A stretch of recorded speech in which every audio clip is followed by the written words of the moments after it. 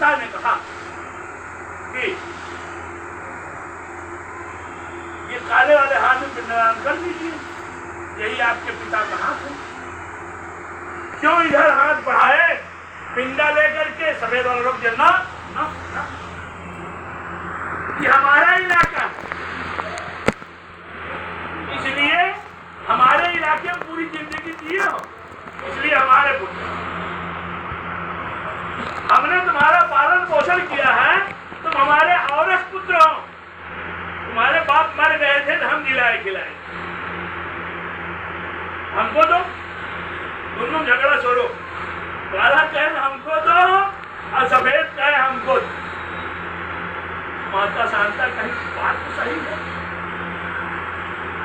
तुम्हारे पिता के मर जाने के बाद उनके शिष्य रूपी जो तुम्हारे संरक्षक ने तुम्हारा जीवन यापन कराया है, अब पद तो उसका भी बनता है।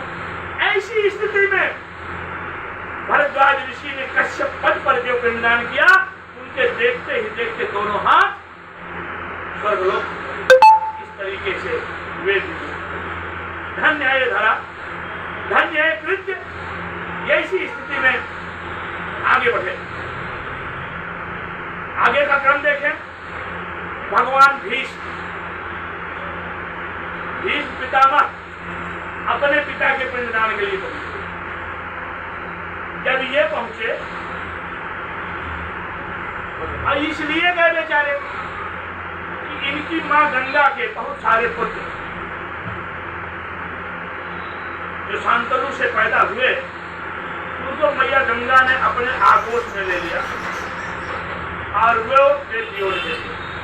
ऐसी स्थिति में अपने भाइयों के उद्धार के साथ पिता के उद्धार के लिए जब पहुंचे तो वहां में शांतनु आप खड़े हो गए। बहन बाबू तो आज कर्म ऐसा रहा कि प्रेत बने। अगर आप अपनी वृद्धावस्था में एक रूपसी के चक्कर में न पड़े होते तो आपके 9 बच्चे मरते न, और जब आपके खानदान में 9 प्रेत हो गए, आपको प्रेत योनि में आना ही पड़ा। आपकी कर्म है, लेकिन ये पुत्र का जो उत्तरदायित्व होता है, एक पुत्र के कर्म के निर्वहन के लिए मैं आया हूं।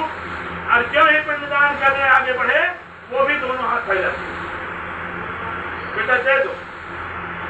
कहा बहुत की है, अब शांत रहे, हमको हमारी व्यवस्था करने दीजिए। उन्होंने जो ही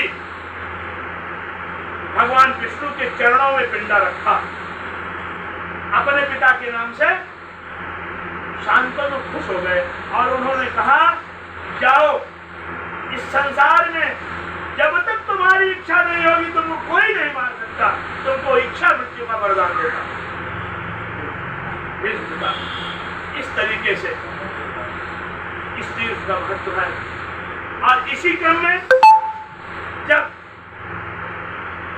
पांडव के पिंडदान के लिए युधिष्ठिर पहुंचे, मैंने कल बताया था कि भगवती सरस्वती जो आपके यहाँ अदृश्य है, वहां फल्गु गंगा में 1 किलोमीटर दृश्य रूप में उपस्थित होती है और वहां आचमन करने और स्नान करने का विधान है। अगर जल मिल जाए तो आचमन स्नान करने का विधान है। वह साक्षात तारक है। वहीं जाकर के उस सरस्वती में उन्होंने अपने महाभारत के युद्ध में मरे सभी पितरों के निमित्त तर्पण किया था और वही पिंडदान किया। इसके बाद जब वो अपने पिता के पिंडदान के लिए, पांडु के पिंडदान के लिए आए, तो एक शिला है वहां धर्मारण्य में, जिसे हम पांडु शिला के नाम से जानते हैं। पांडु शिला पर जो ही पिंडदान करने के लिए आए, भगवान पांडु भी उपस्थित आएंगे। तो ये ऐसी स्थिति में जब पांडु ने मांगा, क्योंकि धर्मराज धर्मज्ञ थे, उनको पता था कि अगर मैं पिंडदान इनके हाथों में दे दूंगा तो ज्यादा से ज्यादा स्वर्ग जाएंगे। और धर्मराज के पिता स्वर्ग तक गए धर्मराज की फिर कौन सी कीर्ति? लोग क्यों कहेंगे कि धर्मराज के पिता हैं? हर बेटा ये चाहता है कि हमारे अपने बाप को कितना अच्छा कर दें। उन्होंने कहा कि नहीं पिताजी, पिंडदान आपके हाथों में नहीं, पिंडदान इस सेना पे होगा, क्योंकि मैं आपको स्वर्ग में नहीं वो लोग भेजना चाहता हूँ जहाँ भगवान विष्णु के साथ रहने का आपको अवसर। इस तरीके से उन्होंने अपने पिता के निमित्त पांडुशिला पर पिंडदान किया और उनको इसी क्रम में एक वहां बड़ा पवित्र तीर्थ है जिसे भीम गया करते हैं। घटोत्कच के उद्धार के लिए, हिडिंबा के उद्धार के लिए, अपने ही कुल के घटोत्कच और हिडिंबा के उद्धार के लिए भीम ने जाकर के वहां पिंडदान किया और उस स्थान को हम भीम गया के नाम से जानते हैं। वहां भी चल करके बैठ करके आपको पिंडदान करते बड़ा पावन पवित्र तीर्थ है। इसकी महिमा जितनी कही जाए उतनी कम। अब हम बहुत इसको लंबा खींचे ये अच्छा नहीं। आइए हम इस क्रम में चलते हैं कि जिसके कारण श्राप जो मिला था धर्मव्रता और मरीचि का, पति पत्नी का जो आपस की लड़ाई में एक दूसरे को श्राप था, उसमें क्या हुआ?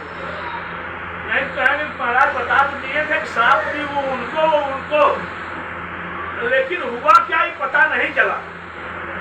तो आपको ये पता है कि धर्मशिला पत्थर हो गई जिसके ऊपर जो है गया बना। अब मरीचि का क्या हासिल हुआ? मरीचि इसके बाद व्याकुल हो गए, क्योंकि उन्होंने अपराध किया था। व्याकुल होकर के पृथ्वी पर घूमने लगे।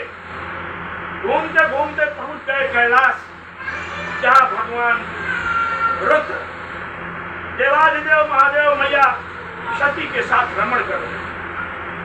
उस उपवन में जाकर के भगवान अपनी प्रेयसी, अपनी पत्नी सती को सजा रहे थे। उनके फूल ले आकर के उनके चोटी में कूद रहे थे। वहीं जाकर के खड़े हो।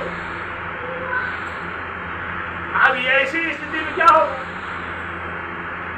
क्योंकि उसने कहा था कि हमारी हिम्मत तो नहीं, आप हमारे पति परमेश्वर हैं, हम आपको श्राप नहीं देंगे। आपको किसका श्राप लगेगा? शंकर जी का। स्थिति बन गई, पहुंच गई उधर, वो सजा रहे हैं अपनी पत्नी को, यह जाकर खड़ा हो।